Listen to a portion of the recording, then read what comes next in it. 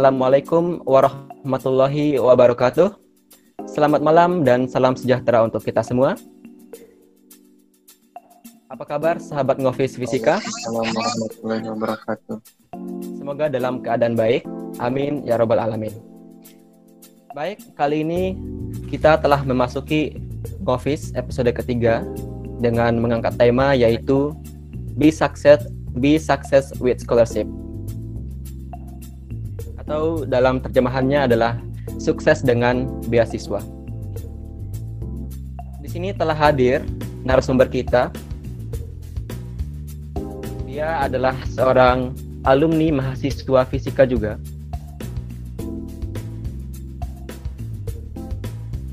Alumni mahasiswa fisika atas nama Teguh Rifandi SSI. Beliau lahir di Mataram tanggal 19 Desember 1994.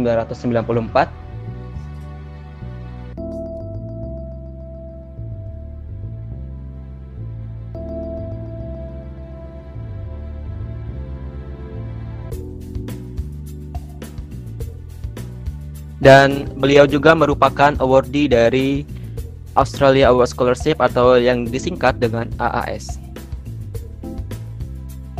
Kita bisa lihat di layar meeting, itu merupakan kurikulum vitae dari beliau.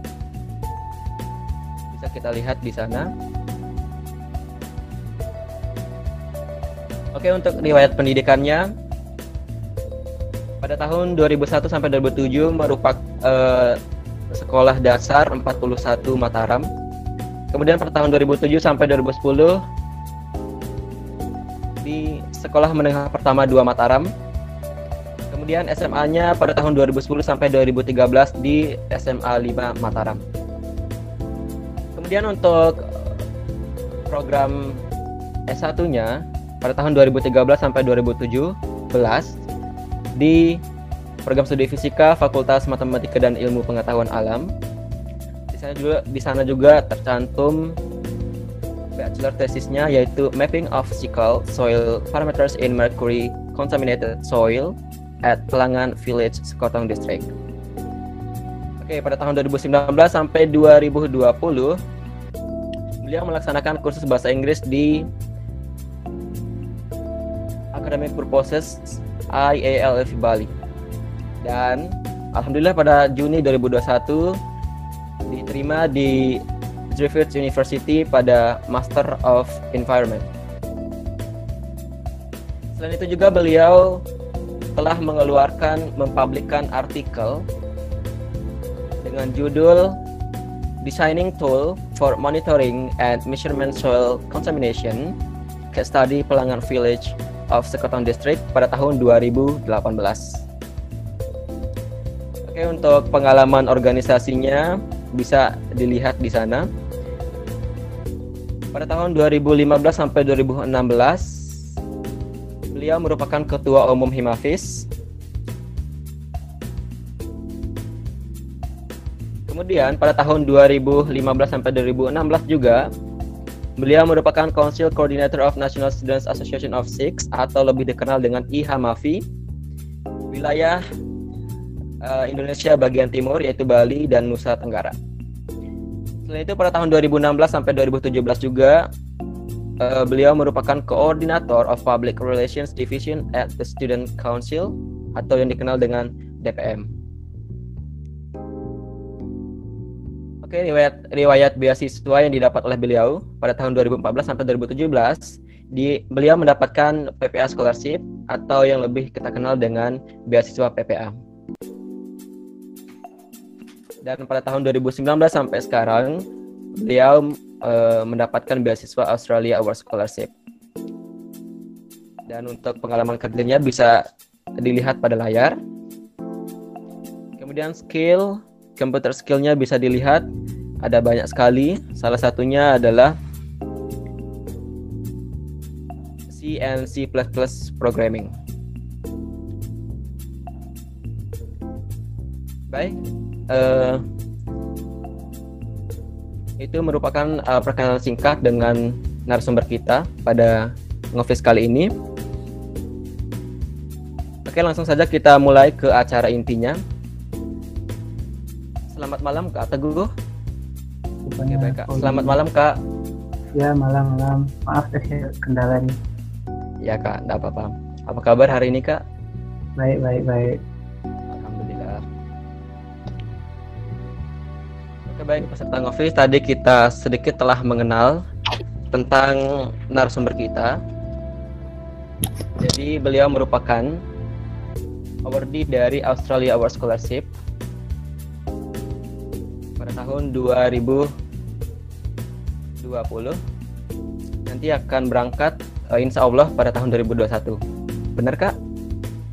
Ya, saya sebenarnya dapatnya 2019. Oh, 2019. Ya, tertunda berangkat ini karena COVID. COVID pandemi ya.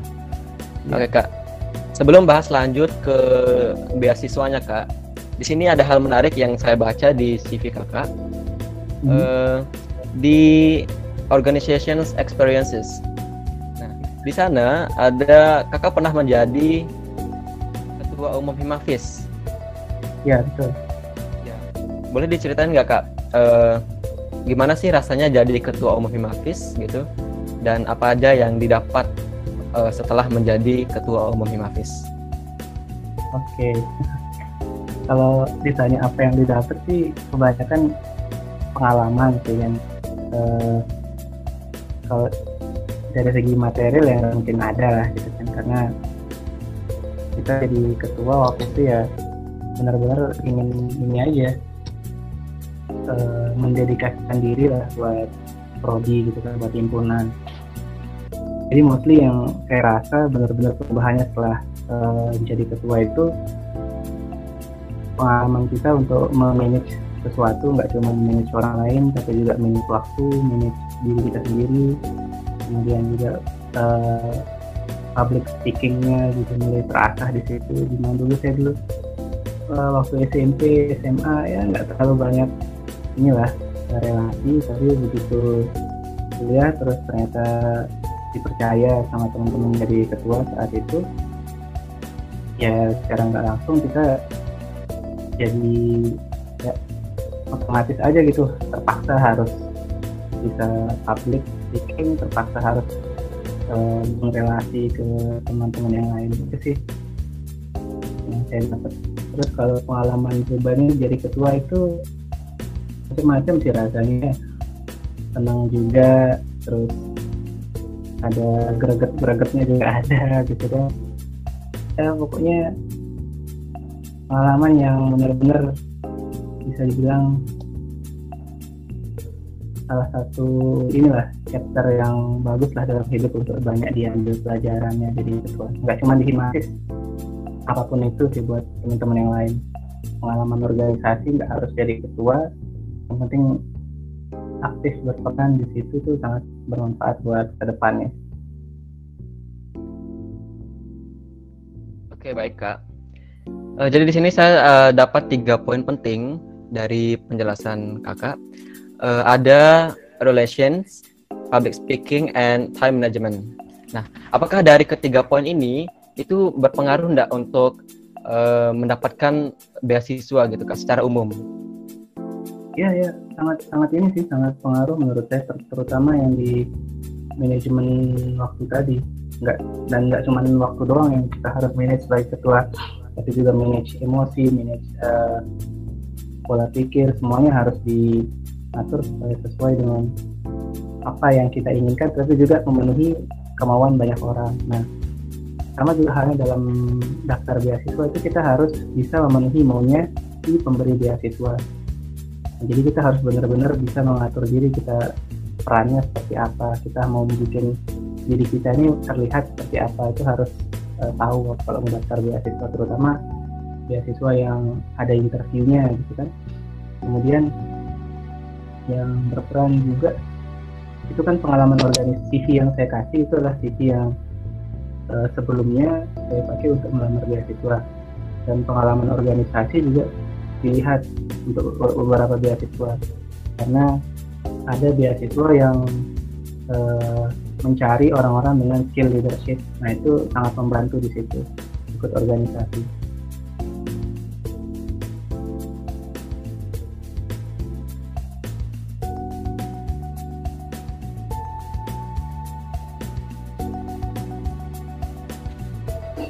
Oke, baik Kak.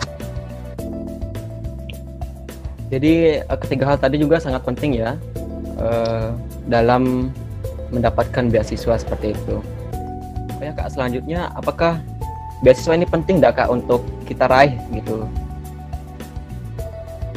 Kalau penting atau enggaknya sih tergantung pribadi masing-masing ya. Kita kan punya target masing-masing, ada yang begitu selesai kuliah mau langsung kerja, ada yang mau lanjut sekolah dulu, ada yang mau nikah dulu gitu. Jadi tergantung orangnya lah, menurut dia penting apa enggak. Tapi kalau itu sudah menjadi target kita pribadi ya, apapun caranya harus kita kejar dan itu menjadi prioritas, dan pasti itu jadi hal yang paling penting dan paling bermakna lah dalam hidup kita. Bisa dibilang juga kalau kita benar-benar pengen, scholarship itu nggak cuma bisa merubah bisa memberi kita kesempatan untuk kuliah segala macam, tapi juga bisa dibilang sedikit banyak merubah hidup kita lah.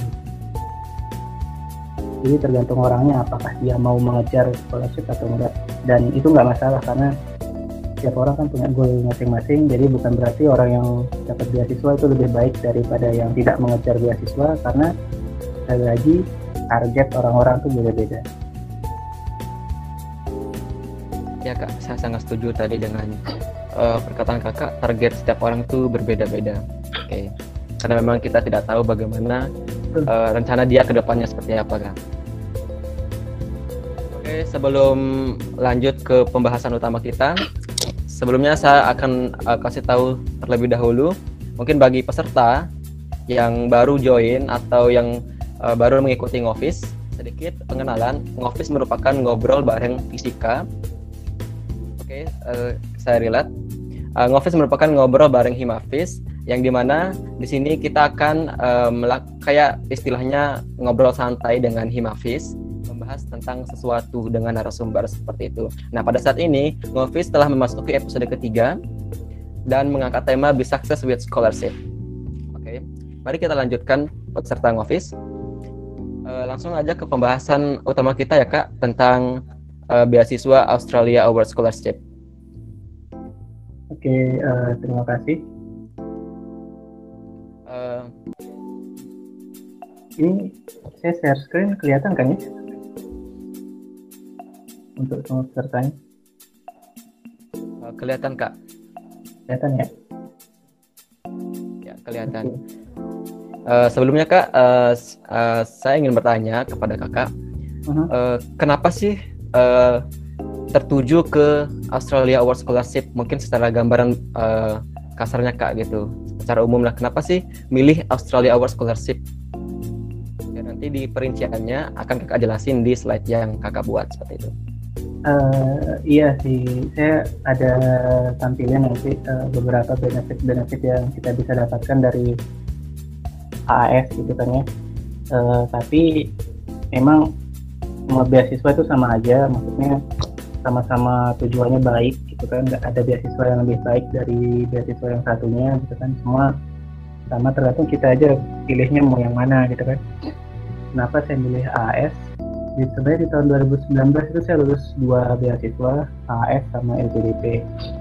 AAS itu pengumumannya bulan Juli, dan LPDP pengumuman AAS itu tepat setelah tes wawancara LPDP. Jadi saya bilang AAS duluan waktu itu pengumumannya, dan benefit yang saya rasakan, saya memilih kenapa milih AAS selain lihat universitasnya juga, pilihan universitasnya, saya juga ngelihat kemudahan-kemudahan yang diberikan oleh tim dari AAS.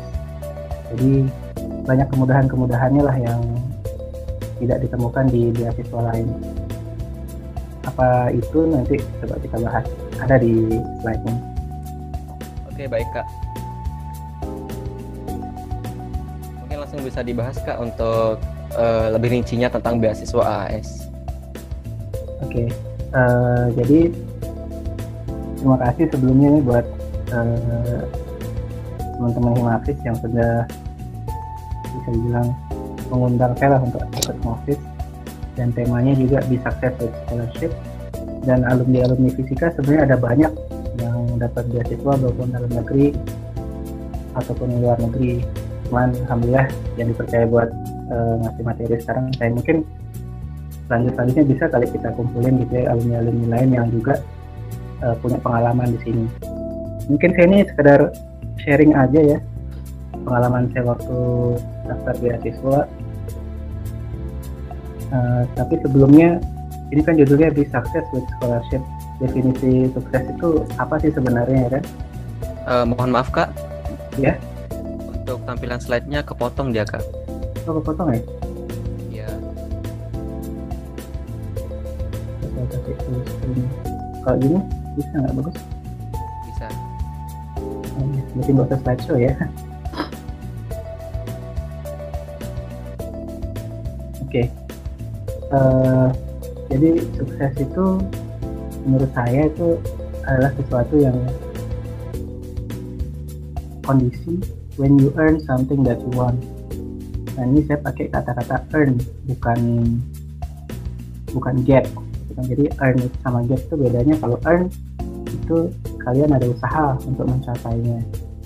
Nah, jadi tidak ada usaha tidak ada sukses yang terlalu kecil untuk diraih. Semua itu sukses, kesuksesan itu besar, tergantung gimana kita memaknainya. Dan kita juga bisa mendefinisikan sukses itu sebagai target achievement.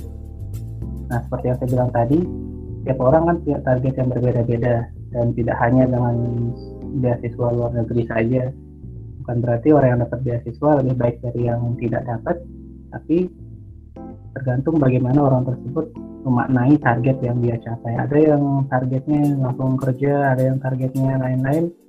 Selama dia bisa mencapai target itu, berarti dia sudah sukses mencapai targetnya.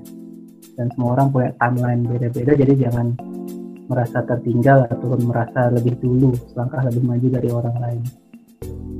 Nah, untuk scholarship sendiri sih mungkin saya kasih tips-tips dulu deh sebelum masuk ke penjelasan tentang AS-nya, yaitu secara umum dulu gimana sih cara mempersiapkan aplikasi beasiswa. Yang pertama, jelas kita harus mempelajari tentang beasiswa tersebut secara mendalam gitu kan. Tidak hanya kita membaca syarat-syarat general requirement-nya saja, tapi juga kita harus cari tahu ini beasiswanya background-nya seperti apa, sudah berapa lama dia, kemudian apa saja nanti benefit-benefit yang akan saya dapatkan, apa saja nanti pelanggaran-pelanggaran yang saya tidak boleh lakukan, apa saja nilai-nilai yang terkandung dalam beasiswa tersebut. Kayak misalnya contoh beasiswa UPDP, dia tuh punya kayak standar masing-masing, orangnya maunya yang kayak gimana. Kita harus mengedepankan leadership, nasionalisme, kejujuran, dan sebagainya. Kita itu harus tahu hal tersebut. Tidak hanya kita tahu persyaratan-persyaratan administrasinya saja, tapi ada background di balik itu yang perlu kita gali.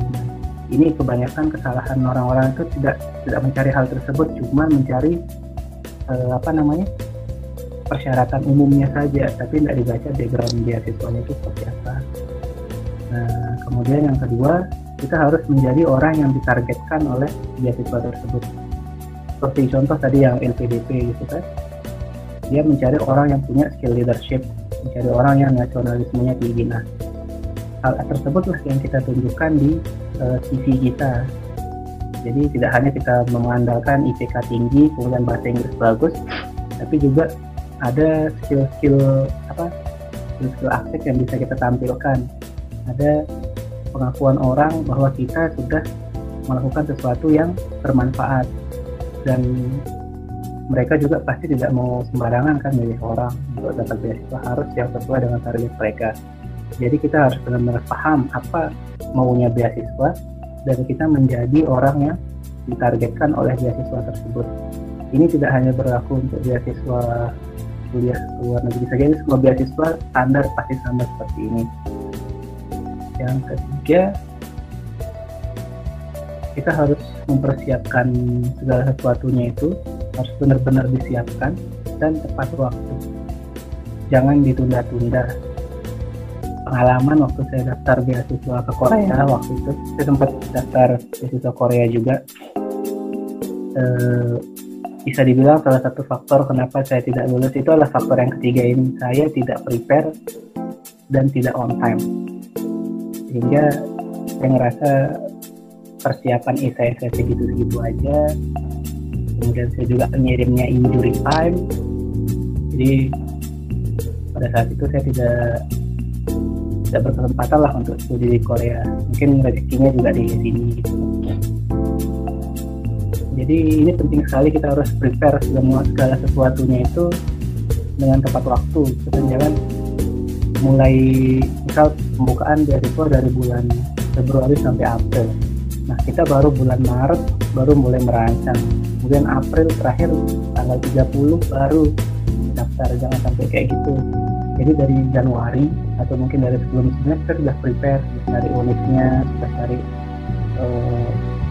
mulai tes bahasa Inggris, mulai latihan, wawancara dan sebagainya. Karena preparation itu sangat penting.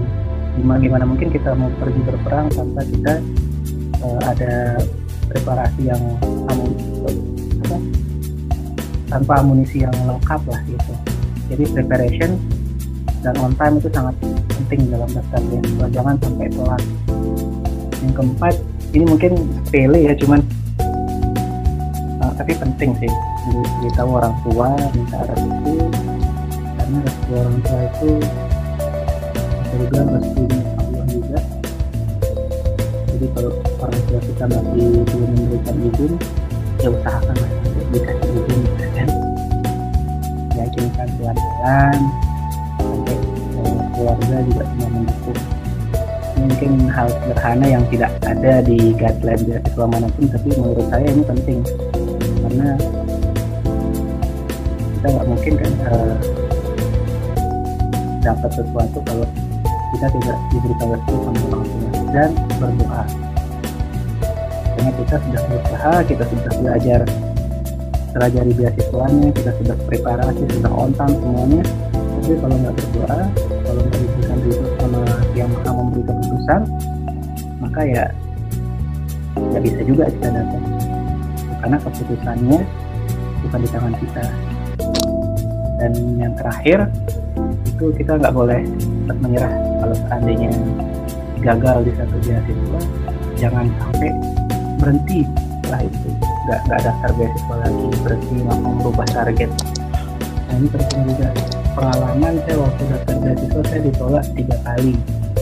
Jadi AS sekali, PDP sekali, kemudian Korea sekali.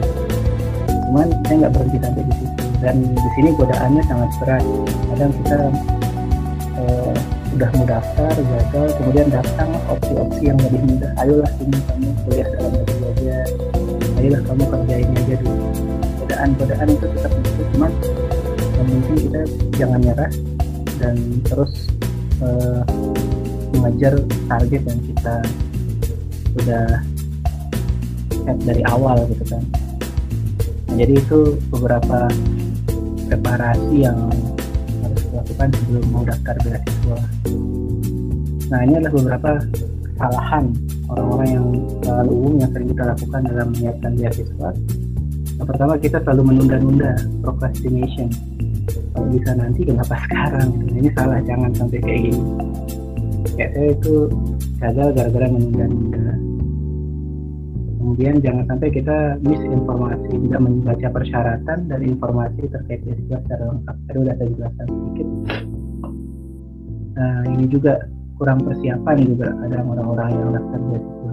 Banyak faktornya sih, karena kita menunda juga, karena menganggap remeh, sehingga karena kita kurang persiapan tadi, jadinya kita kurang percaya diri, terutama pada saat proses interview.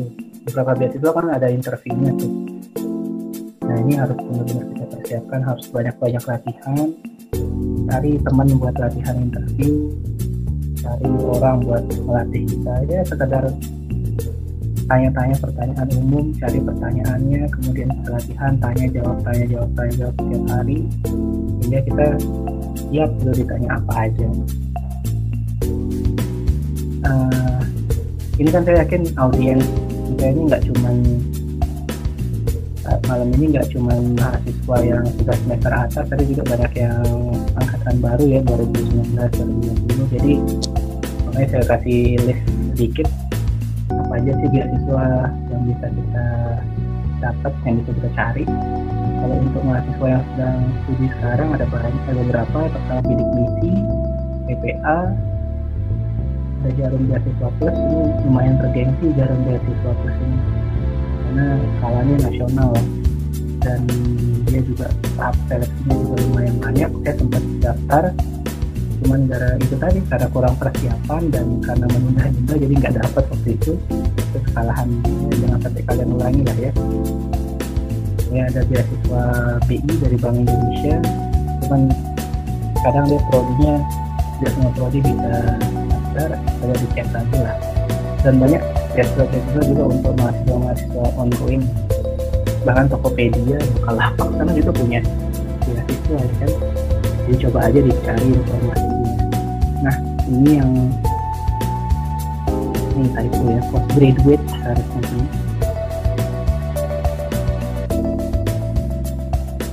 Jadi buat teman-teman yang mau lanjutkan kuliah sama luar negeri, ini contoh-contoh beasiswa yang bisa dipakai. Masih banyak lagi sebenarnya lebih dari ini, nggak cuma ini aja. Sama ada AAS, terus UPDP, sama Korea nih, Korean Global Scholarship Program, yaitu kalau nggak salah. Nah yang untuk yang 3 teratas sudah ada pengalaman daftar. Alhamdulillah AAS dapat setelah 2 kali daftar, kemudian LPDP juga sempat daftar dan dapat juga, tapi saya lebih memilih AS. Kenapa? Nanti kita bahas. Kemudian ada juga beasiswa Chevening, ini sekarang lagi buka kayaknya Chevening ini, coba dicari-cari, mungkin ada teman-teman yang berminat daftar. Itu untuk master aja, kalau masalah master di UK, di Inggris. Ada Fulbright dari A untuk ke Amerika Serikat. Oh iya, di beasiswa AS saya nggak sendiri dapat tahun ini.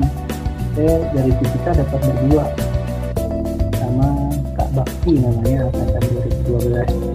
Mungkin nanti di kesempatan lain kita bisa sharing juga sama beliau, karena dia perjuangannya untuk dapat beasiswa itu jauh lebih berat lah bisa dibilang daripada saya. Gagalnya lebih banyak. Kemudian PDP di alumni kita juga ada banyak di dalam negeri, ada Kak Fahmi, Kak Adel, Kak Roni, ya AS juga ada yang sudah selesai, Kak Muji, benar, angkatan 2011. Jadi kalau mau tanya-tanya tentang seputar AS sama LPDP itu banyak sekali yang kalian bisa tanyain, nggak cuma ke saya, tapi alumni-alumni yang lain juga banyak. Kalau KGSP saya punya teman yang bisa kalian kontak kalau seandainya tertarik.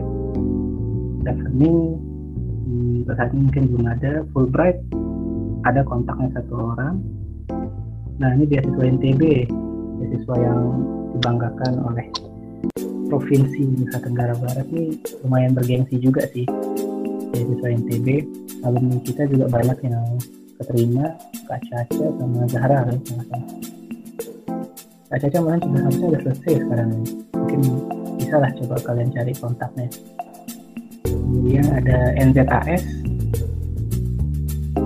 to study in Netherlands, Belanda, beasiswa Turki, dan banyak beasiswa-beasiswa yang diberikan oleh universitas masing-masing. Coba nanti kita cari. Cuman yang biasanya yang paling bergengsi untuk di taraf di Indonesia AS sama LPDP, itu yang paling banyak peminat. Nah, sekilas tentang apa sih Australia Award. Jadi bisa dibilang Australia Award ini sudah beasiswa yang paling lama ada di Indonesia. Sebelum ada LPDP dan lainnya, AS sudah berkiprah dari tahun 10 tahun lebih memberikan beasiswa untuk mahasiswa Indonesia yang ingin belajar ke Australia. Tujuannya apa? Untuk memajukan atau meningkatkan kualitas sumber daya manusia di Indonesia. Sekaligus juga ini merupakan program bilateral antara Indonesia dan Australia. Nah, ini jelas lagi tentang Australia Award. Tidak ada batas umur untuk mendaftar, bisa mendaftar sebanyak mungkin. Jadi ini bedanya sama LPDP ya. Kalau LPDP kemarin kalau nggak salah ada batas berapa kali kita boleh daftar. Sementara AS tidak ada,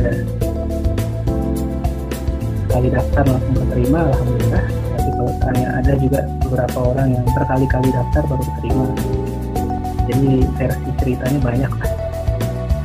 Setahun itu satu kali program biasanya 250 orang di Indonesia dan didominasi oleh master 80%-nya, sementara untuk PhD itu 15%. Nah, siapa saja yang boleh daftar AS itu sebenarnya boleh, hasilkan di warga Indonesia, dan kita di NTB ini termasuk dalam Geographic Focus Area atau GFA. GFA ini kita bentuknya dapat persyaratan yang lebih rendah. Misal dari segi IPK, kalau yang non GFA itu dia harus IPK-nya minimal 3, sementara kita di NTB bisa 2,75. Itu salah satu kelebihannya GFA, dan dia GFA ini punya kuota yang lumayan besar lah, dari 250 ini sekitar hampir 60% lah bisa dibilang yang keterima itu berasal dari GFA. GFA itu wilayah timur Indonesia, dari NTB ke timur terus plus Aceh. Ya, itulah yang masuk dalam GFA.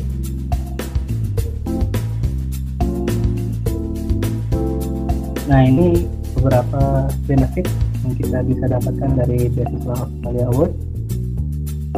Pertama, kita dapat English Academic Preparation. Nah, kalau tadi sempat dibacakan di CV saya ada ikut kursus, yaitu kursus yang dari Australia, itu kursusnya gratis. Bahkan kita diberi uang saku. Apalagi kan belajar bahasa Inggris di Bali, bisa jalan-jalan, dibayar, kasih uang saku. Sangat menguntungkan ya buat kita. Kemudian untuk visa, medical check up, dan asuransi kesehatan itu semua ditanggung oleh Australia Award. Jadi kita kalau mau ngurus visa, kita perlu ngurus sendiri, mereka yang bantu urusin, mereka yang bayarin. Medical check up saya kemarin tinggal datang, kemudian dicek tanpa bayar, gratis semuanya. Kemudian nah, waktu EAP, waktu pelatihan bahasa Inggris itu kan kita travel tuh dari Lombok ke Bali atau dari daerah lain ke Bali. Nah, itu tiket pulang perginya tanggung juga. Kemudian kita juga ada kesempatan untuk konsultasi dengan Australian University. Jadi suatu hari di akhir-akhir program pelatihan itu nanti ada yang namanya Information Day. Jadi di situ semua hampir semua bisa dibilang semua universitas Australia itu ngumpul di satu tempat untuk kita. Jadi kita bisa tanya segala sesuatunya tentang mata kuliah ataupun tentang jurusan yang mau kita ambil di sana. Dan itu benar-benar privilege yang tidak bisa didapatkan di beasiswa lain. Dan selain konsultasi dengan representatif dari setiap universitas, kita juga ada istilahnya konsultasi juga dengan academic advisor. Academic advisor itu adalah profesor dari Australia yang ditunjuk oleh tim AAS untuk membantu kita memilih universitas yang kita mau. Kemudian selama proses placement dan mobilisasi, ini proses selama kita mempersiapkan keberangkatan, itu selalu diberi panduan lah dari tim LCA sendiri, dari tim AS maupun dari pihak-pihak lain. Dan kalau ada yang membawa keluarga itu istri atau anak, itu juga visanya akan ditanggung oleh visanya ditanggung oleh AAS untuk family. biasanya sih ada yang mau itu bisa, cuman asuransinya kita tetap bayar sendiri. Tapi untuk pengurusan visa semua nanti dibantu oleh pihak AHS. Kemudian, nah ini tadi adalah benefit yang kita dapatkan sebelum kita berangkat. Bayangkan sebelum berangkat itu udah banyak benefitnya. Bagaimana nanti setelah kita sudah di Australia, pertama tiket pulang pergi Australia itu ditanggung. Kita nggak perlu mikirin beli tiket pakai maskapai apa, mereka yang sudah arrange sendiri.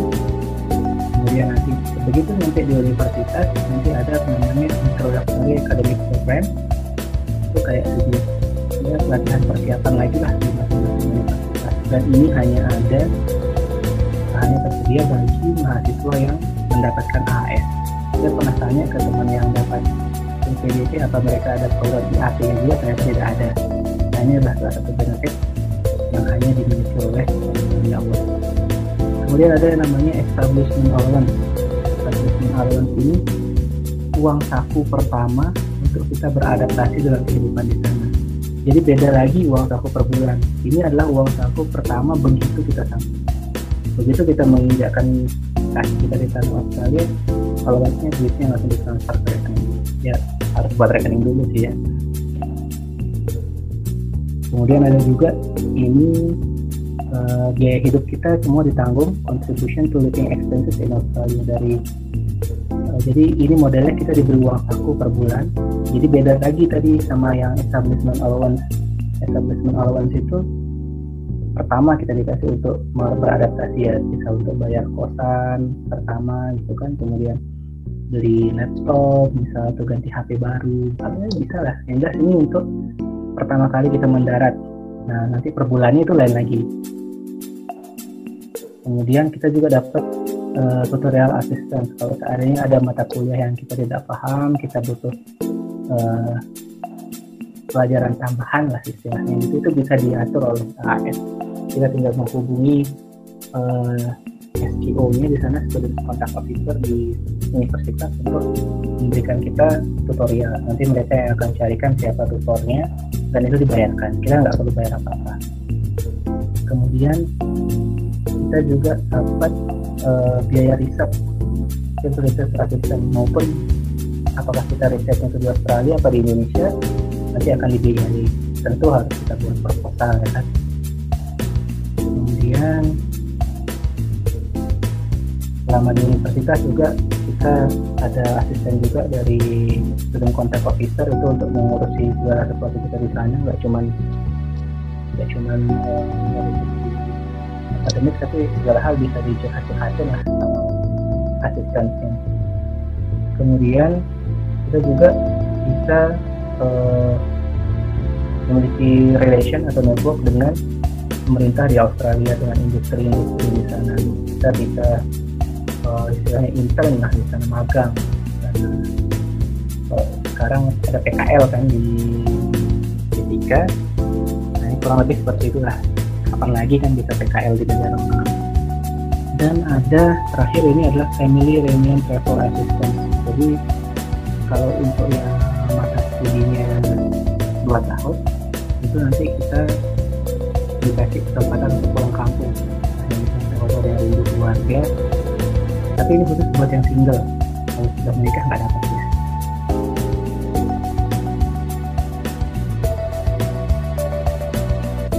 Nah ini benefit setelah kita menjadi alumni dari Australia Awards. Pertama kita akan menjadi bagian dari Australian Global Alumni Network.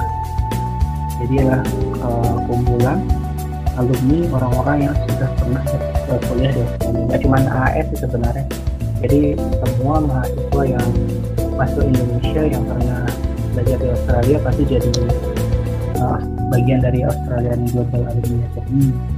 Walaupun seandainya dia pakai biaya sendiri kuliah di Australia, tetap dia akan menjadi bagian dari perkumpulan alumni. Kemudian, nah ini yang hanya dimiliki oleh AAS, yaitu ada event-event alumni-nya. Dan ini biasanya nanti akan mengundang artis ternama. Karena waktu itu 1 kali, cuma 1 belum dapat waktu itu. Diceritain katanya yang diundang Raisa. Lumayan kan? Kemudian ya, ini juga kita bisa akses jurnal, artikel secara gratis. Itulah benefit-benefit yang kita bisa dapatkan dari Australia Awards. Apa saja sih persyaratannya supaya bisa daftar beasiswa? Pertama yang jelas kita harus terdaftar sebagai warga negara Indonesia. Kemudian kita punya komitmen ataupun tidak nikah dengan penduduk Australia atau New Zealand. Nah ini tadi yang saya bilang keunggulannya kita yang dari Geographic Focus Area, yaitu kita IPK standar yang dipersyaratkan itu 2,75.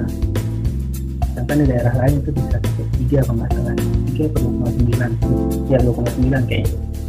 Dan kita syarat IPK-nya hanya 2,75.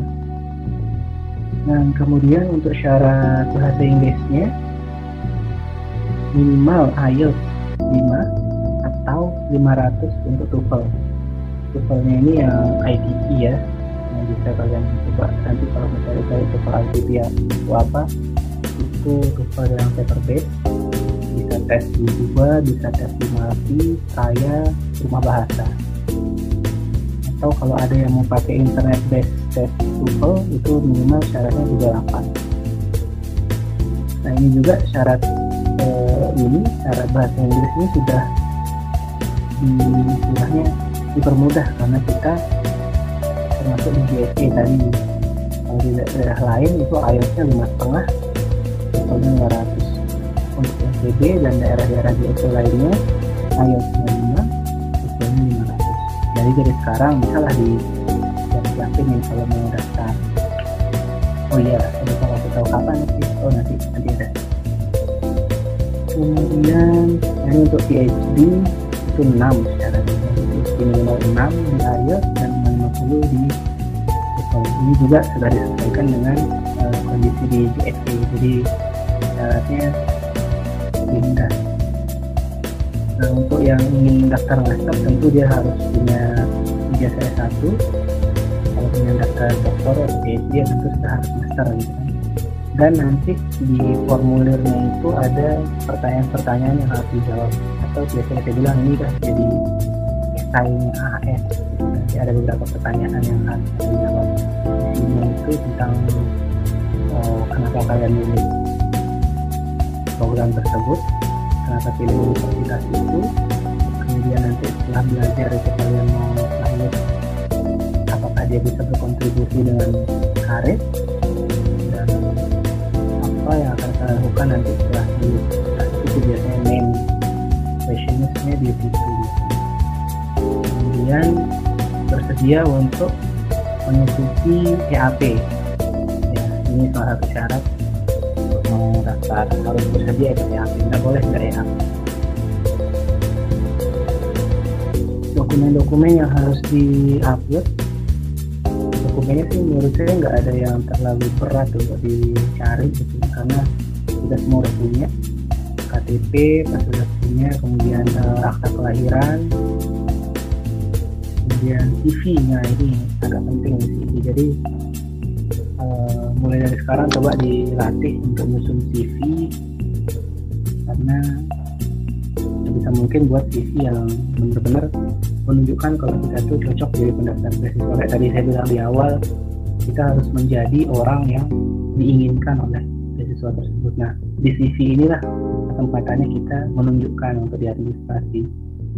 Nanti CV ini akan dipertegas lagi nanti waktu wawancara, apakah benar apa yang kita tulis dengan apa yang benar kita lakukan. Itu nanti akan ditanya oleh pewawancaranya. Jadi CV saya rasa salah satu dokumen yang krusial untuk diupload di sistemnya sini nanti. Kemudian kita juga harus upload ijazah, transkrip, dan nilai sertifikat IELTS atau TOEFL yang sesuai dengan yang dipersyaratkan tadi di atas. Ini juga mungkin ini yang agak harus butuh banyak persiapan ya, IELTS atau TOEFL ini. Jadi cara persiapannya kalian bisa mulai persiapan dari sekarang, kalau mulai baca jurnal-jurnal bahasa Inggris, kalau ada tugas gitu kan, jangan selalu mengandalkan buku bahasa Indonesia. Kalau seandainya ada tugas, coba bacalah buku bahasa Inggris untuk melatih bahasa Inggris kalian. Kalau ada yang berkesempatan ya silahkan cari tempat-tempat khusus untuk belajar, dan coba belajar bahasa Inggris itu adalah kalian harus belajar dengan apa yang kalian senang. Jadi kalau saya belajar bahasa Inggrisnya saya nggak banyak ikut kursus, tapi karena saya senang jadi dari dua itulah saya belajar. Dari game juga saya belajar bahasa Inggris. Saya nge-game nggak cuma sekedar memuaskan hasrat main game doang, tapi juga saya suka meniru kata-kata yang ada di game itu, kata-kata yang ada di dialog-dialog yang ada di film itu saya tiru. Kalau anak kecil, anak baru belajar bahasa kan nggak pernah tuh belajar grammar kayak gimana, tapi mereka belajar meniru. Itulah kita untuk belajar bahasa yang efektif dengan cara meniru dan membiasakan. Nah ini untuk yang D3 ya harus menampilkan biasa D3-nya. Dan yang paling bawah mungkin kalau ini agak penting, ada istilahnya surat rekomendasi dari supervisor.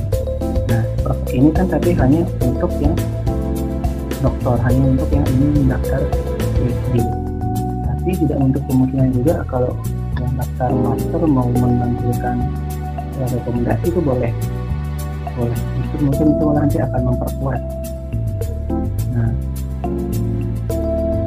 dari bisa juga nggak harus dari pembimbing, bisa dari pembimbing skripsi, bisa dari dosen, kaprodi, ya pokoknya orang-orang yang benar-benar tahu kita lah yang akan memberikan secara rekomendasi. Dan saya rasa ini lumayan membantu ya, walaupun tidak wajib untuk yang juga, tapi lumayan membantu. Nah di sini tidak ada LOE atau Letter of Acceptance atau tanda terima dari universitas. Jadi untuk ini bedanya AS sama yang beasiswa lain. Kadang beasiswa lain itu mempersyaratkan kita sudah harus diterima di universitas. Nah kalau AS tidak, karena nanti mereka yang akan mendaftarkan. Mereka kayak punya semacam jalur khusus ya untuk daftarin kita. Tapi alangkah bagusnya juga kalau kalian seandainya sudah punya IELTS yang bagus, kemudian mendapatkan universitas dan ada kalian bisa dapat LOE, saya rasa itu juga nanti akan membantu lah menambah poin kalian, karena di situ kelihatan ini anak ini benar-benar niat, dia sudah mencoba mengkontak universitasnya walaupun walaupun nanti kita yang akan daftarin lagi. Nah ini adalah proses seleksi, ada tanggalnya juga, perkiraan ya, ini tanggal sebelum COVID.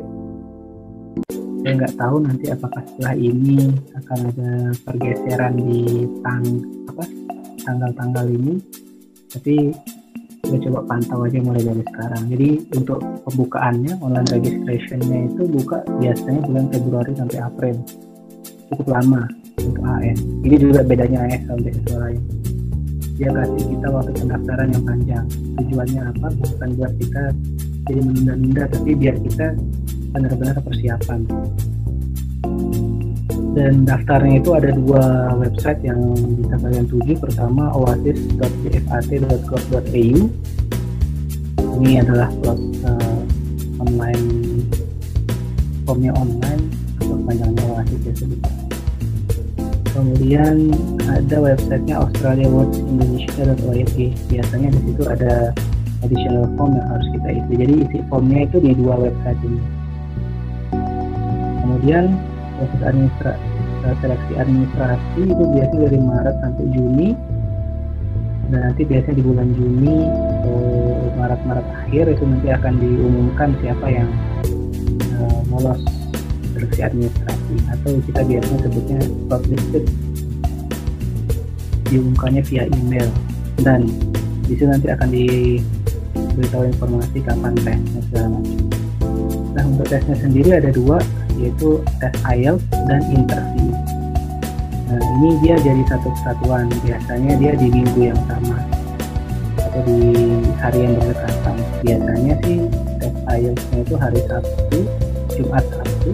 Nanti wawancaranya mulai dari hari Senin sampai Kamis. Biasanya sih begitu. Bergantung juga jumlah pertanyaan. Dan itu biasanya di bulan Juni.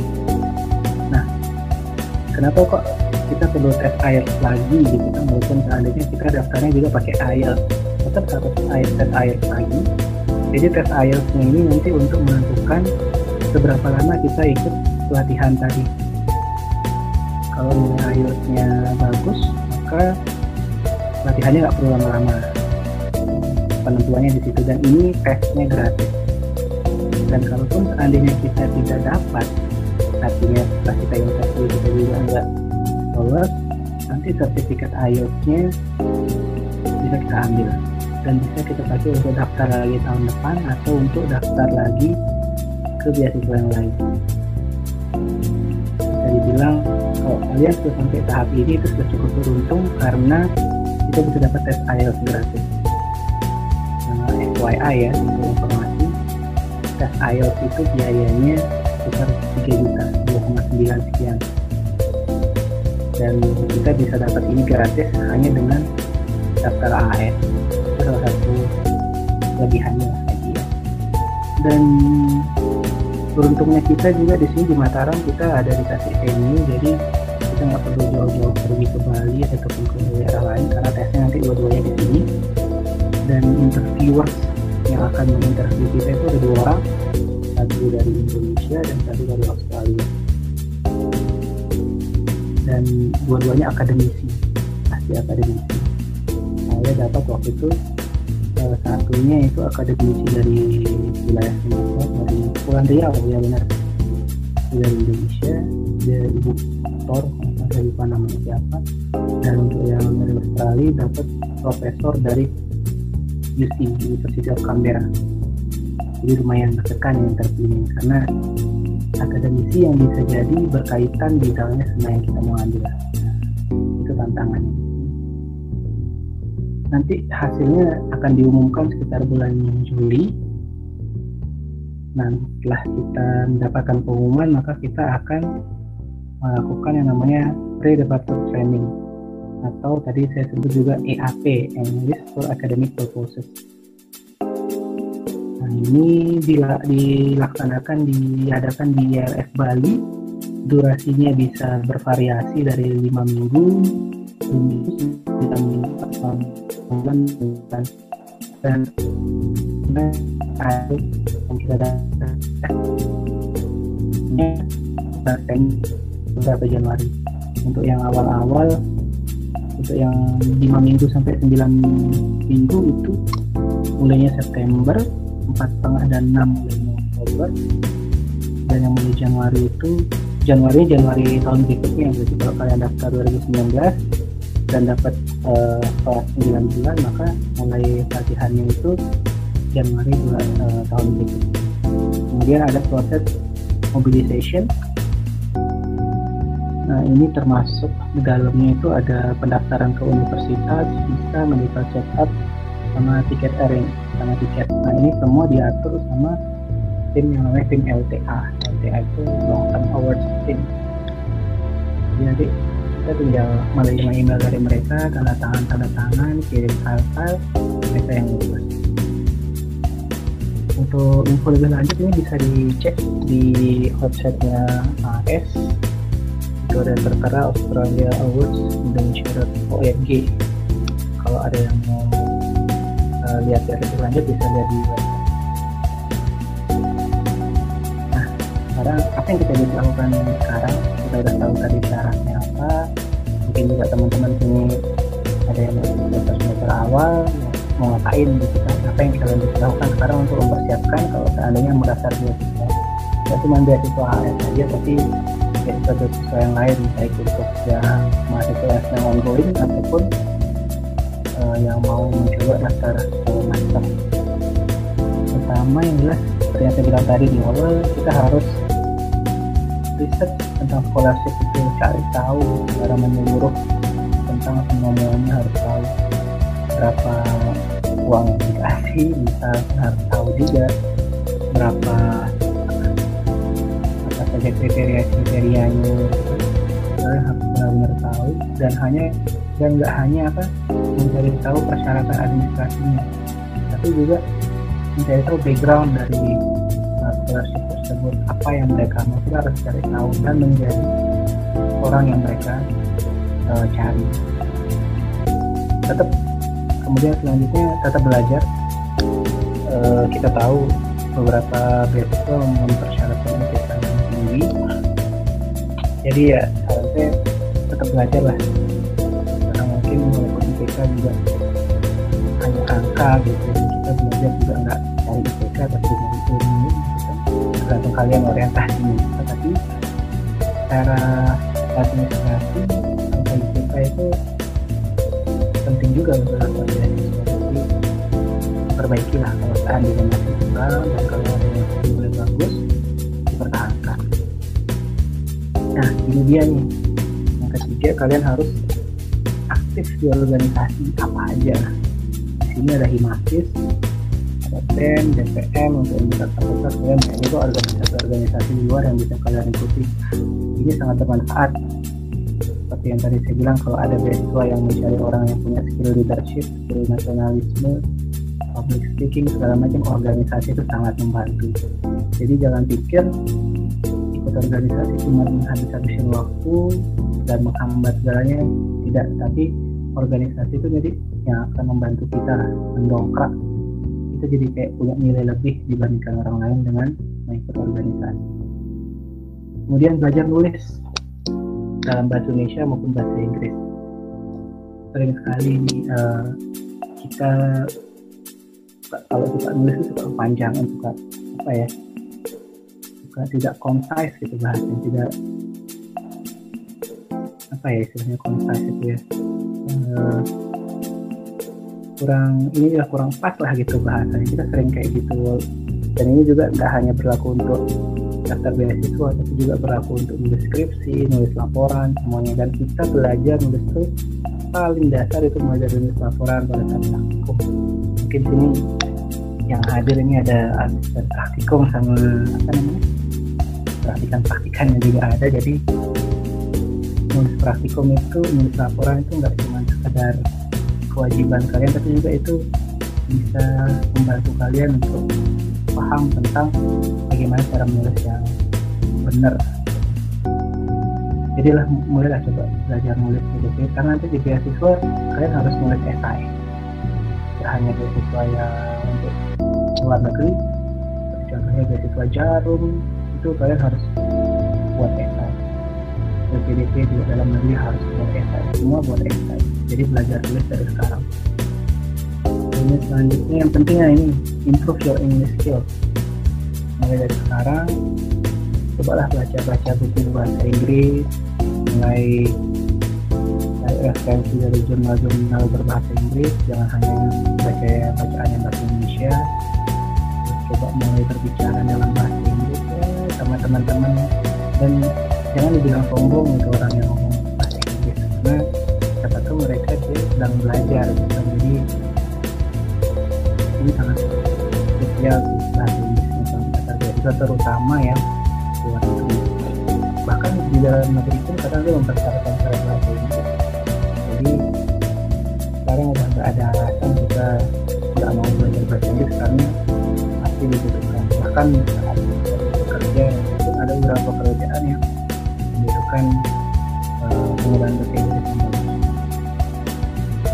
Kemudian selain kalian riset juga tentang UNIF, tentang scholarship, kalian juga harus riset tentang universitas itu dan tentang mata kuliah yang ditawarkan.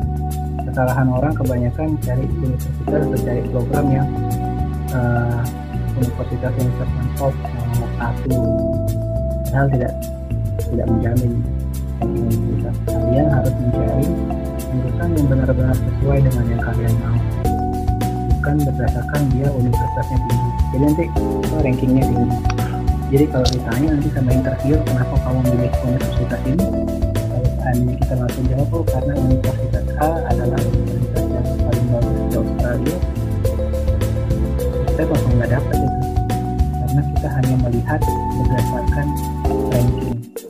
Tapi kalau bisa kita harus tahu benar-benar ini mata kuliah, ini jurusan yang benar-benar saya butuhkan. Saya butuh mata kuliah ini sehingga saya ini nanti bisa mendukung karir saya ke depan. Itu yang harus kalian benar-benar tahu. Jadi cari jurusan, jangan lihat ranking universitas. Ini yang harus coba kalian tekankan lah dari sekarang kalau mau cari program studi. Nah, ini juga yang penting nih selanjutnya, kalau terutama untuk yang mau daftar, kan istilahnya mau daftar S2 yang research based, yang pure research. Jadi kalian harus banyak riset, banyak publikasi, dan publikasi itu juga sangat membantu nanti saat pendaftaran beasiswa, karena dia tahu oh kita sudah berpengalaman di sini, pengalaman kerja juga penting. Jadi yang nganggap MOAS itu nggak terlalu penting, untuk coba diubah mindsetnya dari sekarang, karena MOAS itu juga dihitung pengalaman kerja. Dan saya tulis MOAS itu di CV saya waktu itu. Jadi itu karena saya sadar saya risetnya nggak terlalu banyak, publikasi juga saat itu cuma satu, maka saya butuh pengalaman kerja untuk mengimbangi. Mungkin juga ada yang teman-teman yang minder, aduh saya belum punya kerjaan, tapi ternyata dia risetnya ada banyak, sudah banyak publikasi juga, itu juga membantu, bisa mengimbangi lah. Kalau bila perlu kalian sudah harus punya plan, research proposal, itu sangat membantu, terutama kalau kalian mengambil yang research base. Selanjutnya ya, ini kalian harus mulai coba bikin CV dari sekarang. Sederhana, CV tinggal nulis-nulis alamat, cuman ini penting. Nah, coba tulis dalam bahasa Inggris, karena seperti yang saya bilang sebelumnya, CV ini kesempatan kita untuk menunjukkan siapa diri kita, dan di situ juga kesempatan kita untuk menunjukkan bahwa kita adalah orang yang dicari oleh beasiswa tersebut. Jadi nulis CV juga nggak sembarangan. Di sini ada hal yang harus kalian tampilkan, ada hal yang tidak harus kalian tampilkan di CV. Dan terakhir, mulai dari sekarang, mungkin untuk teman-teman yang masih semester bawah ataupun yang sudah semester atas, cobalah untuk mulai memikirkan 5 tahun ke depan, 10 tahun ke depan saya mau ngapain. Karena biasanya pertanyaan ini akan sering dikeluarkan oleh interviewer pada saat kita wawancara, atau bahkan bisa jadi ini adalah salah satu esai yang harus kita tulis 5 tahun ke depan, 10 tahun ke depan saya menjadi apa. Dan dengan menjawab pertanyaan ini, kita juga bisa tahu jurusan apa yang saya harus ambil, mata kuliah apa yang saya butuhkan. Nah, jadi mungkin itu saja yang saya bisa sampaikan. Mungkin mohon maaf kalau ada kelamaan ya, agak banyak yang dibicarakan. Kalau ada yang ingin bertanya, silahkan. Terima kasih.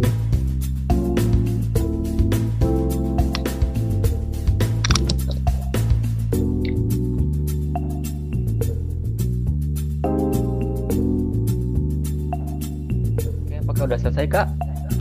Ya, sudah. Oke, baik. Sahabat Ngofis, itu tadi penjelasan dari narasumber kita terkait dengan beasiswa Australia Award Scholarship. Kami ucapkan terima kasih kepada Kak Teguh atas informasi. Semoga informasi yang diberikan dapat dipahami dan diterapkan oleh para sahabat Ngofis kalian. Oke, jadi untuk sahabat Ngofis, di sini kami akan membuka sesi tanya jawab.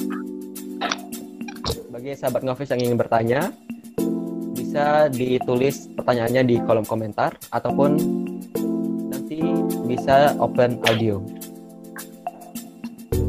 Oke, baik. Ada dari sahabat Ngofis kita yang ingin bertanya di sana, dari Samsul Muhayyadi. Apakah ingin open audio atau ditulis di kolom komentar?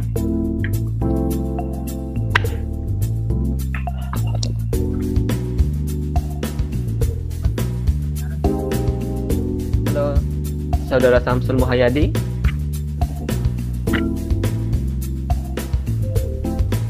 Pakai aku yang ini dah. Mau open. Oke, baik Kak. Dipersilakan untuk mengajukan pertanyaan. Nih. Kedengaran nggak? Ya, kedengaran. Kedengaran Kak. Assalamualaikum warahmatullahi wabarakatuh. Selamat malam. Malam Minggu. Bentar, saya mau nanya nih. Untuk persiapannya sendiri ya. Kalau misalnya itu kita persiapan dari hampir nol gini, itu untuk persiapannya. Itu kira-kira kita butuh waktu itu berapa lama? Terus untuk yang kedua itu apa tadi, lupa saya satu lagi. Oh ya, ini untuk CV ya, untuk CV itu sarannya itu bagaimana yang bagus gitu untuk penulisan CV itu, urutan dari urutannya maupun kelengkapan CV-nya. Nah, itu bagaimana? Dan yang ketiga, kapan nikah Manggu? Makasih. Oke, baik. Terima kasih kepada Saudara Samsul Muhayyadi. Jadi ada 3 poin yang saya dapatkan. Pertama itu waktu. Oh, 2 saja. Yang terakhir tidak dijawab Kak. No comment. Oke. Jadi ada 2. Yang terakhir jawab dong. Ya, oke, baik. Jadi ada 2 ya, mengenai waktu berapa lama proses seleksinya, dan kemudian yang kedua tadi untuk CV yang bagus seperti apa. Jadi persilakan kepada Kak Teguh untuk menjawab. Iya, waktu persiapan. Oke, waktu Ya, persiapan. waktu persiapan ya, bukan ya, waktu persiapan. Ya, saya juga ini tadi kalau tanya kita bersiap dari nol, saya juga ini pertama dari nol, karena memang waktu awal kuliah emang ada niatan untuk lanjut studi S2, tapi belum kepikiran untuk pergi ke luar negeri. Jadi emang udah dari nol juga. Nah, harus disiapkan yang pertama ya pasti bahasa Inggris gitu kan, dari segala macam. Ya tergantung kita udah segimana tingkat bahasa Inggris, karena kita sendiri yang tahu.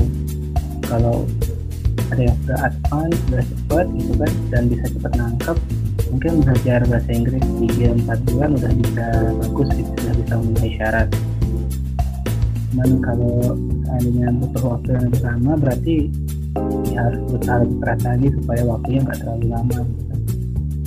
Kemudian kalau persiapan saya sendiri sih, waktu itu saya belajar bahasa Inggris sekitar 3-5 bulanan lah gitu kan, persiapan bahasa Inggrisnya, terus mulai persiapan beasiswanya, dan saya mulai daftar, mulai nyoba itu dari tahun 2018, mulai nyoba beasiswa, baru keterima tahun 2019, gagal 3 kali. Jadi setiap orang bisa beda-beda persiapannya. Ada yang tiap kali daftar langsung dapat gitu kan, ada yang harus tunggu berapa lama. Jadi kalau mau dirangkum bahasa Inggrisnya 3-5 bulan, kemudian pendaftaran itu sekitar 2 bulanan ya, jadi bisa dibilang 1 tahun itu sudah cepat untuk persiapan kalau mau daftar beasiswa 1 tahun, karena kan ada proses pendaftaran juga di situ, dan di situ juga ada sembari mempersiapkan diri sekitar 1 tahun lah, yang paling cepat. Ada juga yang lama ya, tergantung orang. Kalau bisa 1 tahun persiapan itu sudah luar biasa sih menurut saya. Kalau bisa setahun, 2-3 itu ya normal lah kalau mau belajar keluar negeri persiapannya.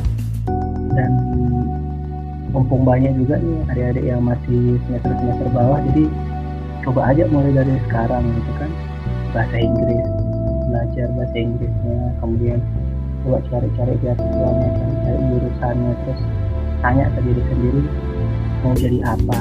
Jadi cepatlah nanti terpenuhi. Mungkin itu sih. Kemudian CV di mana yang bagus? CV yang pertama yang bagus itu jangan kepanjangan. Ya udah lebih dari 3 halaman itu coba di press aja. Dan kalau dari segi urutannya, nah kalau CV yang tadi ditampilin kenangan itu kan CV yang format standar, bukan CV yang ada desainnya gitu, cantik lah. Bisa jadi juga bikin CV yang bagus itu tampilannya juga.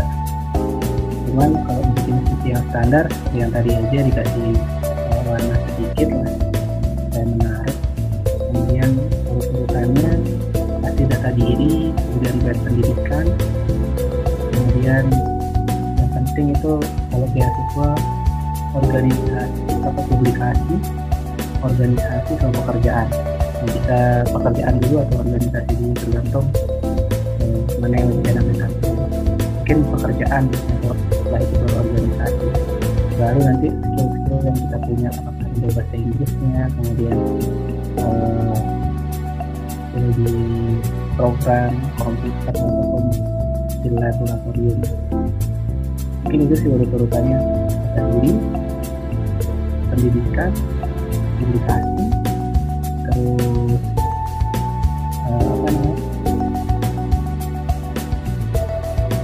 pengalaman kerja, pengalaman organisasi, baru skill tambahan lainnya. Kalau mau ada yang masukin pengalaman seminar atau workshop juga bisa, tapi dipilih mana yang sesuai sama kebutuhan beasiswa itu. Kalau seandainya beasiswa untuk master, untuk S2 gitu kan, tapi kita masukin, kita pernah ikut workshop cara memasak yang baik, itu nggak perlu gitu. Jadi kalau dipilih lah mana yang perlu dimasukkan ke CV atau enggak.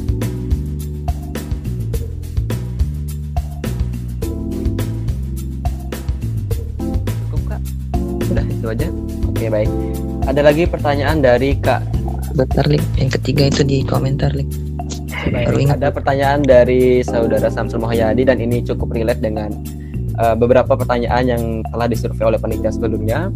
Jadi pertanyaan itu pas wawancara, apa aja yang ditanyain sama pewawancara yang paling digencarkan?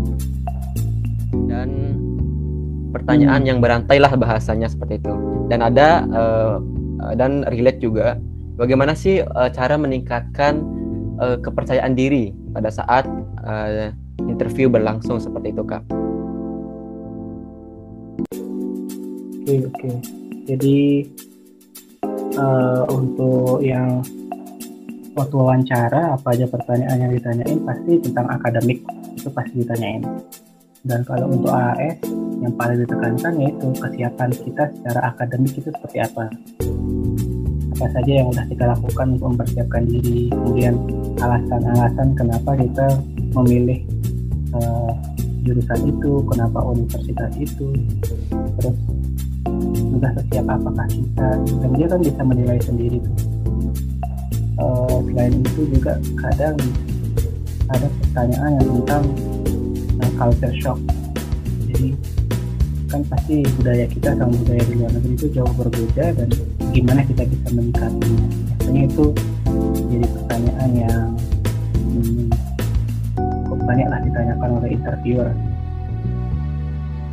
Cuman yang paling ditekankan itu sih kesiapan kita secara akademik itu, gimana, apa aja persiapan yang kita lakuin kemarin nulis publikasi, peranmu di mana gitu kan, apakah nanti sudah mau ada rencana riset, bisa jadi ditanyain seperti itu. Kemudian bahkan ada juga yang ditanyain berapa SKS yang akan kamu ambil, dan dari situ dia menguji apakah kita benar-benar cari tahu nggak sih tentang mata kuliah, tentang jurusan yang kita ambil, sampai SKS-nya pun kadang diperhatikan.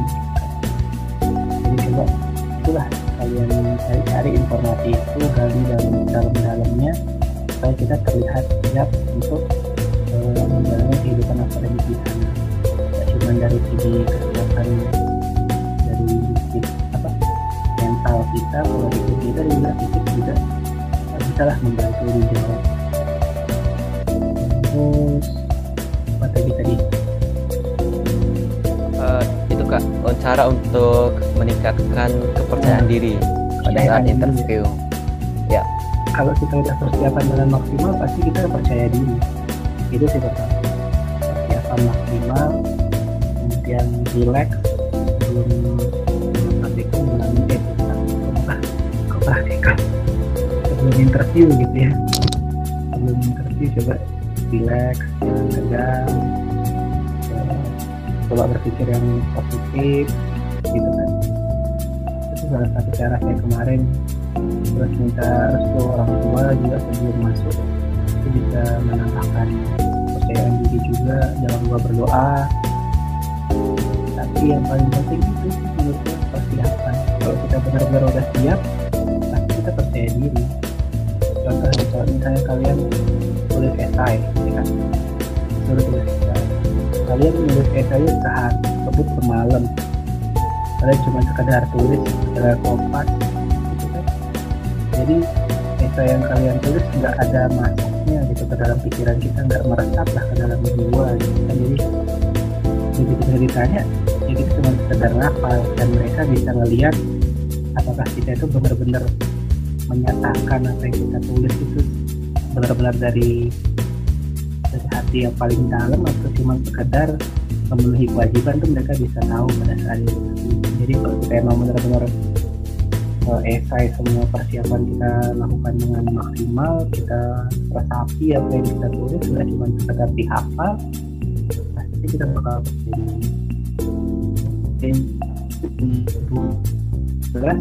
Itu saya benar-benar nervous karena itu pengalaman pertama juga waktu interview.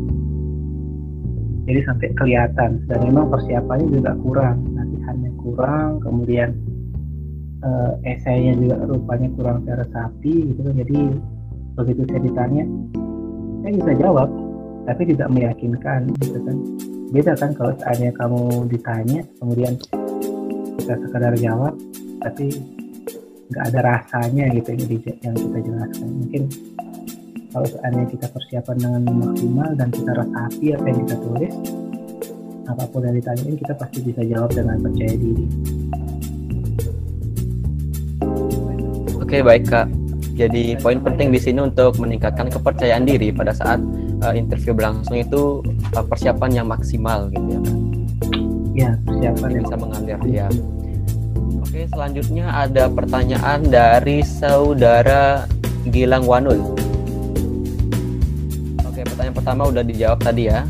Yang pertanyaan itu selanjutnya ini, gimana caranya milih kampus, dan Kak Teguh udah berapa kali gagal?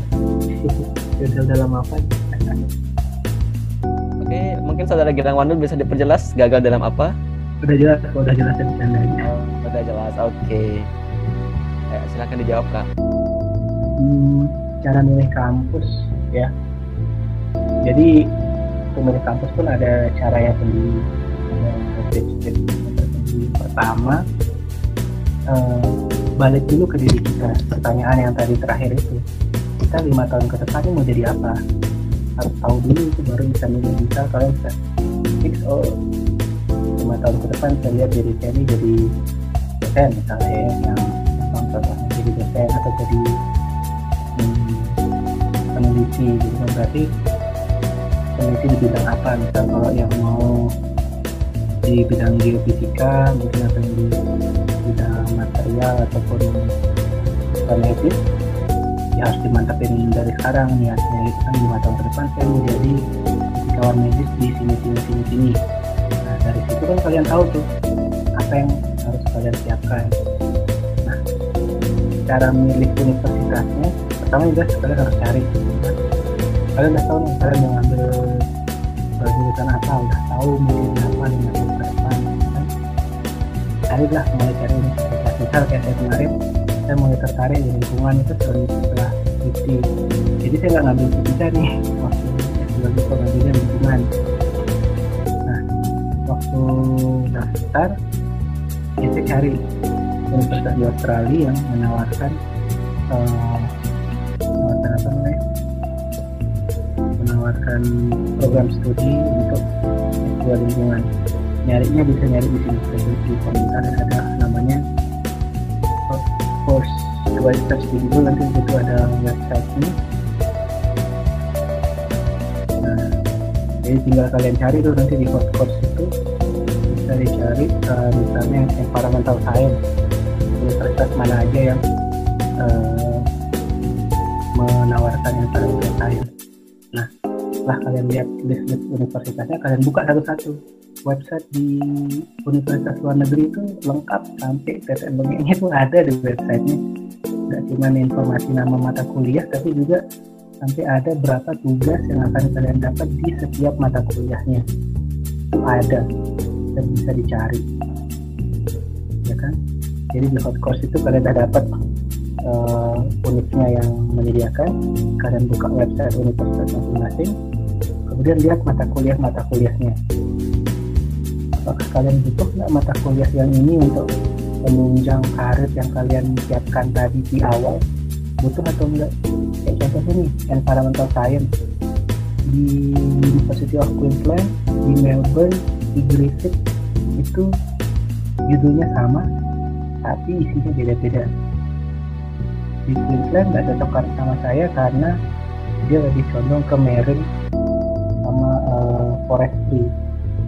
Nah, saya kan nggak mau yang itu, saya maunya yang pengaplikasian teknologi, pengaplikasian fisika untuk isu lingkungan. Jadi yang cocok ya yang di Griffith itu karena ada jurusan atau konsentrasi environmental protection gitu, dan itu membutuhkan kayak sensor, kemudian quality control dan sebagainya. Jadi saya milih itu karena sesuai dengan apa yang saya mau, sesuai dengan apa yang saya rencanakan. Nah, jadi kenapa kok saya tidak milih universitas yang lebih mentereng gitu kan, kayak Melbourne sama gitu. Karena mereka memang nggak menyediakan mata kuliah yang saya pengen. Nah, selain lihat mata kuliahnya, kalian juga bisa lihat grup riset yang ada di universitas tersebut, apakah mendukung kalian atau enggak. Itu bisa jadi pertimbangan grup riset. Kemudian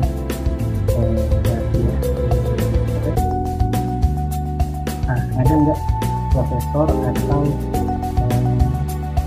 pengajar di sana yang kira-kira berpotensi jadi pembimbing kalian nanti pada saat kalian tesis. Jadi itu perlu kalian harus cari tahu. Kalaupun kalian nggak bisa menghubungi langsung di profesornya sekarang, sebenarnya kalian tahu namanya dan tahu dia fokusnya di bidang apa. Hendaknya tahu sampai situ aja. Kalau seandainya udah bisa kontak-kontakan ya alhamdulillah betul lebih. Kemudian selain dari itu menjadi bahan pertimbangan, ini agak sedikit ini sih ya, itu living cost, biaya hidup, karena biaya hidup di universitas sekarang beda-beda, dan itu bisa jadi pertimbangan juga untuk kalian.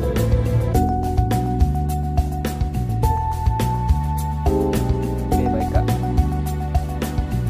Berapa kali gagal tadi ya, bener ya Pak? Iya masih ya, berapa kali Ya, gagal? berapa kali gagal beasiswa aja 3 kali.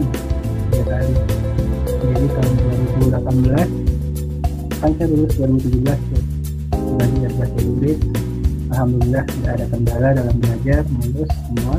Kemudian mulai coba daftar AS pertama tahun 2018 pakai TOEFL, itu tuh belum punya IELTS. Bisa wawancara, lolos sampai ke tes IELTS dan wawancara. Nah, rupanya di wawancara saya gagal, dan di wawancara dikasih feedback kamu kurang pengalaman baik riset maupun bekerja gitu. Karena memang riset cuma 1 dan saya waktu itu baru ikut kan di grup risetnya Prof. Hadi waktu itu, baru aja ikut. Kemudian setelah itu karena saya gagal, akhirnya sertifikat IELTS dikasih kan, karena udah ikut tes dikasih. Terus saya daftar NPDP di tahun yang sama. Daftar NPDP saya juga gagal. Itu saya gagal sampai TPA waktu itu, nilai saya kurang nggak salah beberapa poin aja dari standarnya waktu itu, dari syarat lulusnya. Kemudian sudah selesai 2018, tahun 2019 awal saya daftar AGSP, Korean Global Scholarship.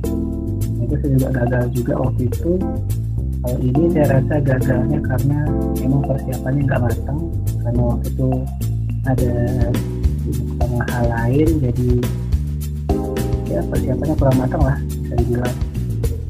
Iya, gagal jadi opa-opa, bener-bener. Ya, Gagal jadi apa-apa ya. KGSP gagal, terus saya nunda-nunda dan ngirim berkasnya itu injury time, jadi kayaknya nggak, ya kurang maksimal lah. Nah, setelah itu saya belajar dari pengalaman tersebut, akhirnya belajar daftar lagi tahun 2019, daftar PDP, daftar AS juga.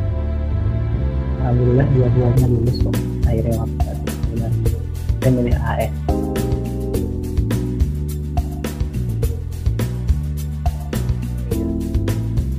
Dari beberapa kegagalannya akhirnya bisa menemukan keberhasilan di AS. Alhamdulillah. Dan banyak orang juga yang gagalnya itu lebih banyak gitu daripada saya. Saya 3 kali itu bisa dibilang masih sedang lah. Banyak orang yang sampai berkali-kali coba baru bisa dapat, tapi ada juga yang baru pertama kali daftar masih fresh graduate bisa dapat AS. Luar biasa itu, kalau dibilang itu memang sangat luar biasa. Mungkin saya rasa sih SI-nya yang benar-benar mendukung, dan pengalaman di organisasi maupun riset. Saya rasa sih itu. Ada teman saya satu kelas waktu PDP kemarin, dia dari Makassar, dia itu masih fresh graduate, dan memang ternyata setelah saya lihat SI-nya ternyata memang benar-benar beda jumlah kelasnya sama SI yang saya buat. Oke, baik Kak. Sebelum melanjutkan ke pertanyaan, mungkin Kakak bisa matikan presentingnya Kak, biar nanti layarnya di perangkatnya bisa full. Oke, baik Kak. Udah dimatikan. Oke, baik. Pertanyaan selanjutnya datang dari Kak Ardi Juhairdiman. Oke, informasi ini adalah pertanyaan terakhir.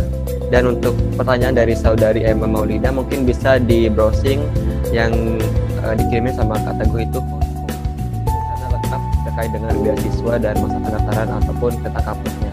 Oke. Pertanyaan dari Kak Ardi Juhairdiman, Kak mau nanya tentang wawancara apakah seputar skripsi S1 kita ditanyakan, dan untuk kita yang ingin mengambil jurusan S2 yang sedikit tidak linear dengan background S1, bagaimana tips untuk menjawab interview? Terima kasih. Oke, sebelum jawab pertanyaannya Ardi, ini mungkin di Emma untuk hot course itu cuma informasi tentang universitas saja. Kalau tentang beasiswa nggak ada di situ. Ya, jadi gimana nyarinya ya cari aja di internet, di Google pasti banyak kapan-kapan pendaftarannya, atau follow aja akun-akun Instagram atau akun-akun media sosial dari AS atau dari PDP, mereka pasti update. Kemudian Ardi seputar skripsi apakah kita ditanyakan, bisa jadi sih ditanyakan ya, bisa jadi, terutama kalau kamu daftar beasiswa LPDP biasanya itu ditanyain tentang skripsi, malahan tentang organisasi dan tentang keluarga ditanyain kalau LPDP, karena dia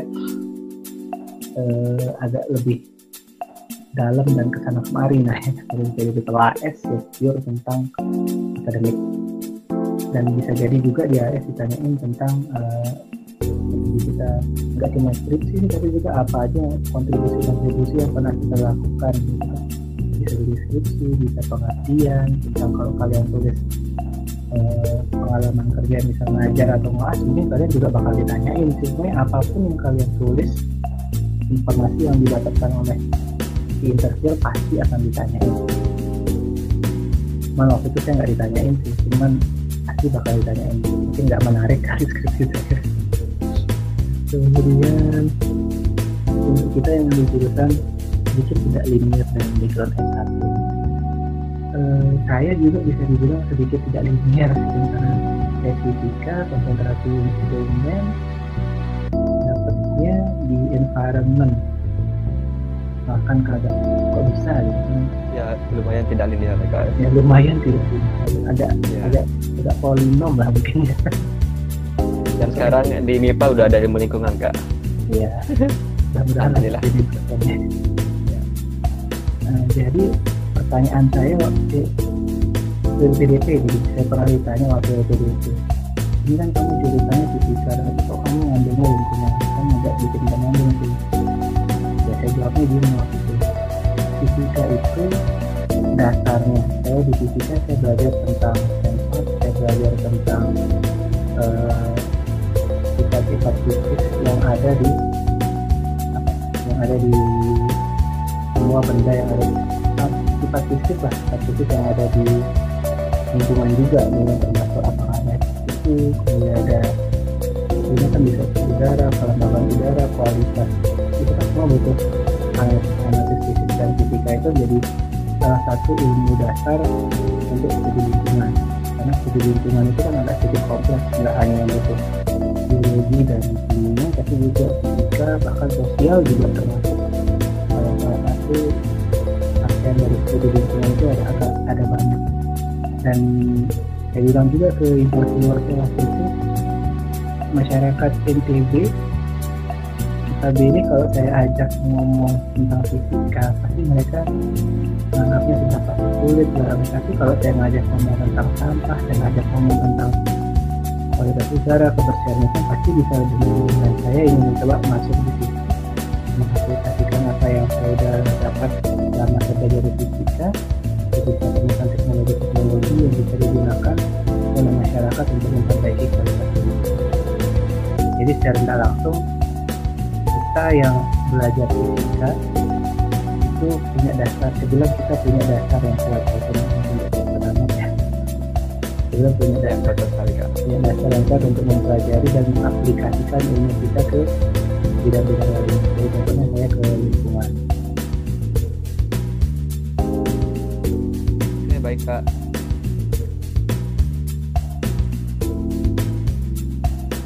Jadi itu tadi jawaban dari narasumber kita terkait dengan pertanyaan-pertanyaan yang telah diajukan oleh sahabat Mofis. Jadi sekarang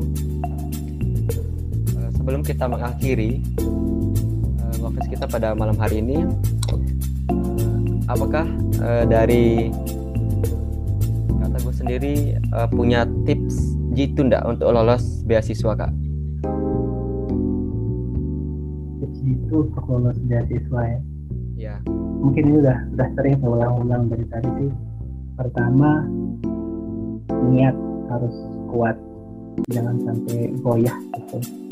Kalau mau daftar beasiswa, kok kalian udah niatkan sama S2 ke luar negeri ya, mantapin niatnya, kemudian diimbangi juga sama usaha-usaha yang maksimal dan berdoa yang banyak, minta restu orang tua. Itu udah ultimate lah menurut saya gitu kan, karena kalau kita udah niat, kita tancapkan dalam hati kita, dan kita lakukan dengan maksimal, kita sungguh-sungguh kita jalani niatnya, jangan sampai goyah gitu kan, walaupun ada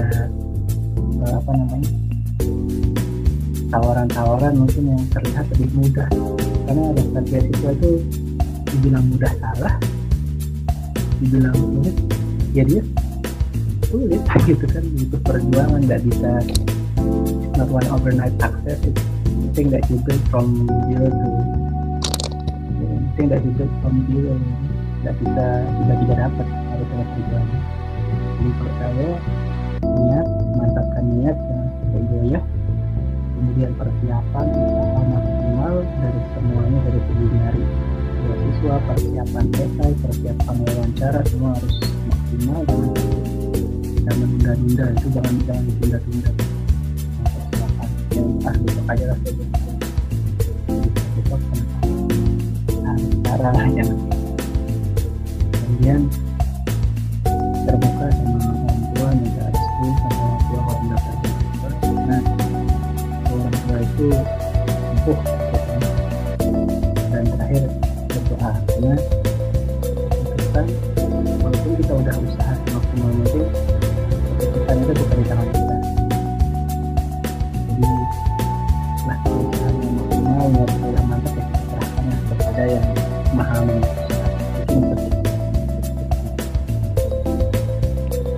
baik Kak, ada 6 poin penting. Mungkin ini bisa jadi kesimpulan dari ngofis kita pada malam hari ini. Yang pertama itu memantapkan niat. Kedua, pantang menyerah. Ketiga, jangan menunda-nunda. Keempat, minta restu dari orang tua. Kelima, persiapkan segala keperluan untuk beasiswa. Dan yang terakhir adalah berdoa kepada Tuhan Yang Maha Esa. Oke, baik Kak, terima kasih untuk waktunya, untuk informasi yang telah diberikan oleh Kakak. Sangat berguna sekali bagi kami. Oke, dari Koala Rajin, yuk pertanyaan saya lagi satu belum dijawab itu. Oke, lanjut dah. Mungkin nanti bisa itu face to face sama Koala Rajin ya Kak.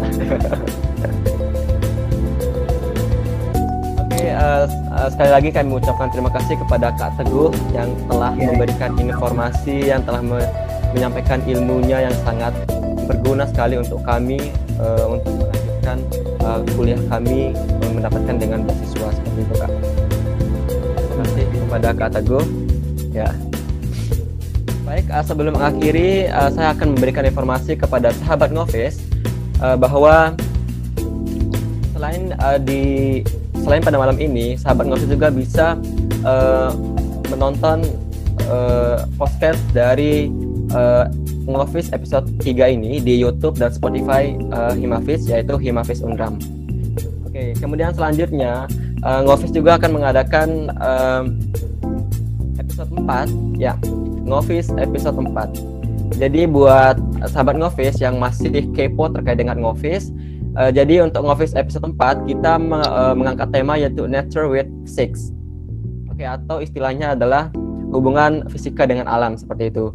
Jadi di sini kami menghadirkan materi yaitu dari dosen tercinta kita, Gusti Ngurah Yudi Handayana PhD. Oke. Dan waktunya adalah besok malam jam 8 di waktu yang sama seperti pada malam ini. Oke, jangan lewatkan karena di sini adalah base kita yaitu fisika, seperti itu. Oke, baik, terima kasih kepada sahabat Ngofis yang telah berkesempatan hadir, yang telah meluangkan waktunya. Semoga apa yang disampaikan oleh pemateri kita pada malam hari ini dapat kita terapkan dan bermanfaat bagi kita ke depannya. Sukses terus dan be success with scholarship. Akhirul kalam, wassalamualaikum warahmatullahi wabarakatuh.